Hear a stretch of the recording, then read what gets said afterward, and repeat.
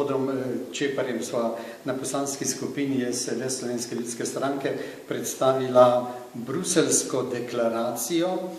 ki smo jo sprejeli na kongresu v Bruslu novembra leta 2013 z naslovom Skupaj nasproti starosti prijazni družbi. Midva sva aktivna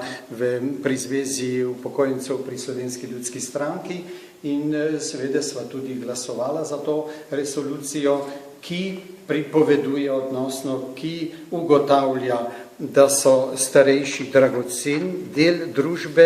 in poziva vse evropske institucije in seveda tudi domače, tudi parlamentarce v Republiki Sloveniji, da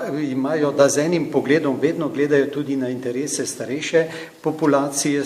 nas starejših, ni nas tako malo in vedno smo potrebni tudi podpore pri sprejemanju zakonodaje, ki